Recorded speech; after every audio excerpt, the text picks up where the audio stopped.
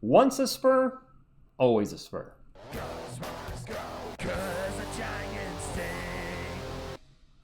What is up, San Antonio Spurs fans? Welcome to TSR Sports. Hope you're having a great week. And I caught this article from Pounding the Rock, and I thought, you know what? This might be a nice way to say a final goodbye to the guys that no longer are on the team. Maybe find out who some of you wish were still on the team. But also, where are they now if you haven't been tracking the guys that are not going to be with the Spurs next season? So let's get into the article from Pounding the Rock right away. And without further ado, Chris Paul is back with the Clippers to end his career. Throughout the year, CP3 made it clear that the destination, as I'm saying CP3, anybody know if Keldon Johnson switching back to number 3? I don't think I'm seeing any news on that, or is he going to stay 0? I'd like him to switch back to 3 because my KJ jersey is a number 3. All right, enough about me. Paul made it clear that the decision to be away from his family located in LA was tough on him. The Spurs also landed De'Aaron Fox at the trade deadline and drafted Dylan Harper, which meant CP3's role would have been reduced significantly had he stayed. After entering free agency, he signed for the minimum with the Clippers, a franchise he's familiar with after spending 6 years there earlier in his career. That was part of Lob City, of course. Yeah, there was no way. We all knew.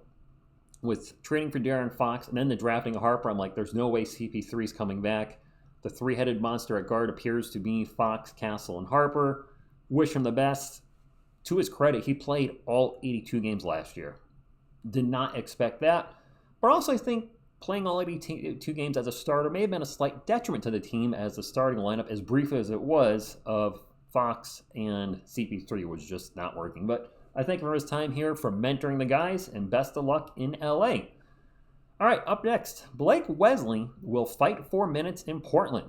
Wesley was traded. Well, let me pause this ad. Who the heck knows what's going to happen with weird copyright stuff?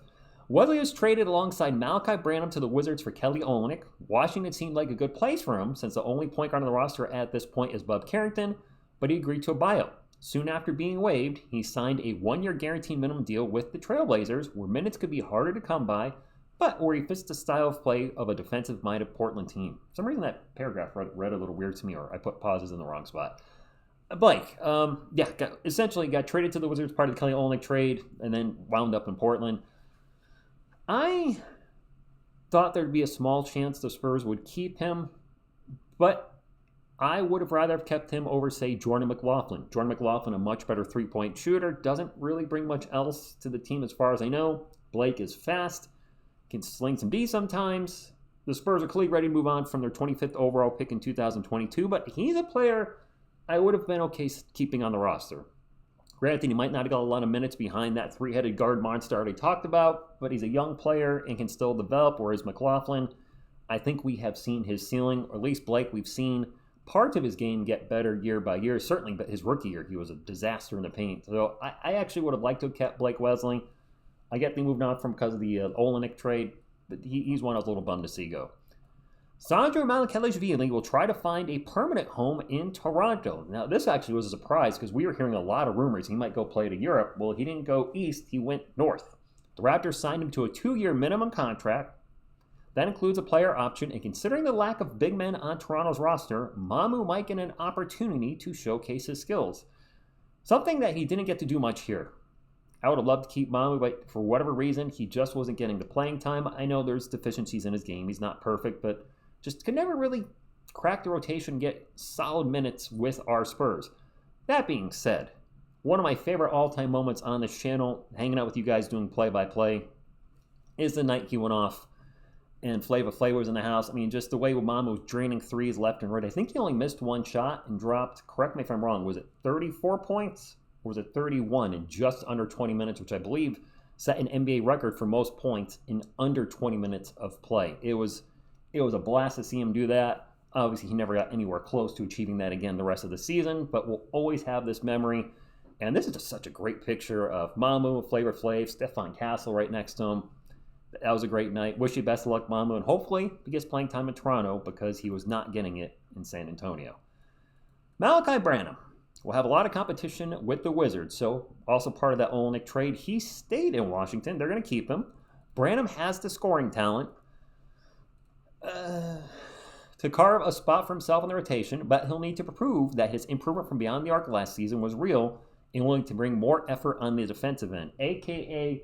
a lot more. Malachi Branham was an absolute traffic cone on defense. Drafting Harper and Bryant pretty much sealed his fate. He's gone. But we will always have this, Spurs fans. I won't forget this. Maybe you've forgotten. The night he posted LeBron was probably the defining moment in Malachi Branham's career to poster a future Hall of Famer, one of the greatest of all time. Yeah, that one, good job, Malachi. But yeah, did not see him coming back, and best of luck to him. This one's unfortunate because when he played, oftentimes he played well in limited action, was a decent, pretty good rebounder, and a fantastic shot blocker. I will say this, Charles Bassey, probably one of my favorite shot blockers on the Spurs the last 5 years. Wemby, the better shot blocker, don't get me wrong, but when he blocks shots, he just launched those things into the stands, and he's likely headed overseas. Bassey couldn't take advantage of the opportunities he had with the Spurs and what ended up being an injury-riddled stint with the club. Absolutely. I'm probably going to say this wrong. Partizan Belgrade.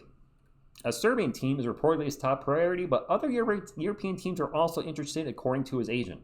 He played pretty well in the Summer League with the Boston Celtics, but looks like he's not going to catch on with anybody. No surprise the Spurs moved on from him. Just one injury after another. And it was always the same area. I believe it was his left knee. Fractured patella, torn ACL, and just general soreness through a good part of last season in that same area. Just couldn't stay healthy. The Spurs had to move on. As much as we wanted it to work out, if the player's not playing, you can't stay healthy. At some point, you have to cut ties. The Spurs did. Last but not least, this gentleman is not on the thumbnail. Unsigned Biyombo remains unsigned. Biyombo didn't start last season on an NBA roster and had to wait for a call from our desperate Spurs. As Wemby went down, they traded Zach Collins. All of a sudden, we had almost no big men. We had none, because it was him, Mamu. I'm trying to remember the roster last year because there's been so many changes. It was Wemby and Collins to start the season. We traded Collins. Wemby went down, and Bassey, the other big man, went. All right, so Wemby down, Bassey down, no Collins, add a big man. The 32-year-old veteran center was a good rebounder and passable defender in San Antonio, but it seems like it might not be enough to get him a spot on a team as he remains unsigned. He's a free agent. We have an open roster spot. Listen, for what he was asked to do, just randomly, hey, come on in, play for the Spurs. No, wait, start for the Spurs. I'll give a lot of credit where his credit was due. He was professional. I think I'd rather see us go in a different direction. I looked at the free agent list this morning. Precious Achiuwa is still available. Sure, I'm messing up his last name. Chris Boucher. Bobo's still out there. You guys are saying, hey, let's get Bobo. If he's taking up the 15th roster spot, okay, fine. I do have concerns about his work ethic and attitude, but if the Spurs can shape him up, they have a great conversation with him before signing him, and, then fine, go for it. But we still have that open roster spot, and I don't know what we're going to do with it, but as soon as the news breaks, I'll try to get a video up as soon as possible. A lot of other sign news, guys. I mentioned TSR Sports Music is in the process of getting back up and running. Might be back up and running next month, which, of course, is only a couple days away. It's July 30th at the time of this video. But I've taken a major few steps forward in the music department, so it looks like we'll be bringing sports music back to the channel. I've got a Wemby song planned, a Giants suck, stink, whatever song. All those apply. And maybe a Yankees song, too. And I might try to drop some bars. So at the very least, that should be good for a laugh, because I can't really rap well. But I can at least put something together, on take like 5, 6, or 7, or 8, or whatever it is. Guys, if you want to follow me on Twitter, by the way, I'm at TSR Sports 50. Drop a comment down below. The 6 players we mentioned, is there one? You can only pick one. Just for fun. That you would have liked to see come back. If it's more than one, of course, feel free to share that. But if there's one guy you could pick, who would you have kept? I'm going to apply that question to myself. It's tough. It would have been Mamu or Blake, which is probably obvious based on how I was speaking on the video. I'm going to go with the younger player. I go Blake Wesley. I'm actually surprised I'm saying that. I saw some potential there. Obviously needs to work on his outside shot in other parts of his game, but I would have chose Blake. But he's not here, so it doesn't matter. Hit the thumbs up, support the channel, subscribe to become part of our awesome Spurs community. I thank you, and as always, go Spurs go.